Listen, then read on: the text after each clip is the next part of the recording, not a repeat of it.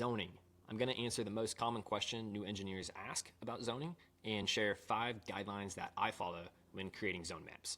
Someone may ask, what is zoning? But the underlying question is, why don't we give every single room its own thermal zone? It comes down to a trade-off between keeping things low cost and comfort control. Additional zones means an additional thermostat and an increase in the controls contractor's scope. It likely means more ductwork, more piping. On the flip side, if you have too few zones, then you can't manage the temperature in your spaces. Think of it this way. If you're able to reduce your cost, then your comfort control goes down. Alternatively, if you want more comfort, then it's going to be more expensive. Here are 5 guidelines that I follow to maximize comfort control while keeping costs in check. Number 1, my zones share exposures. These spaces all share a south exposure, meaning that as the sun travels, the load in these spaces is likely going to peak at the same time. So if they're zoned together, then they're all going to peak at the same time, and theoretically, the demand for cooling or heating will happen at the same time. These corner offices have dual exposures. So not only is the load going to be higher, but it's also going to peak at a slightly different time. Here's what it looks like in practice.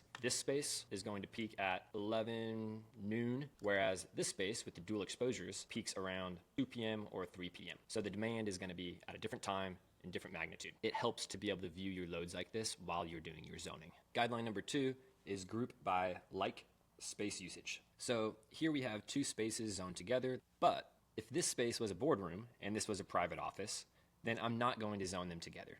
If the thermostat is in the boardroom, then when everyone piles in here, the load is going to increase, it's going to kick on cooling, and it's going to freeze out whoever is in this private office. Number 3, I try and limit my zones to a maximum of 3 to 4 spaces or around 3,000 square feet. And terminal units like VAVs or fan coils, they have nominal sizes with nominal capacities, and standard manufacturers off-the-shelf stuff is going to have a limit. Another reason is when you're dealing with large open areas, you only have one thermostat to control that zone, and it's probably going to go on a wall, which means it's somewhere on the edge of your zone. So from one edge to the other could be a significant distance, and there's no guarantee you're going to get a good reading of what's actually going on in that open area. Number 4, when dealing with large open areas, separate your external areas from your internal. Looking at this, it may seem reasonable to separate the zones into Area 1 and Area 2, but it's actually much more effective to separate by Area 1 and external Area 2. This is directly related to the first guideline. Essentially, this is an exposure and this is an interior. So the load in the interior is going to be fairly stable, whereas the load at the exposure is going to fluctuate throughout the day, and if you can handle the load at the source, that's always better. To demonstrate, look at these 2 zones here.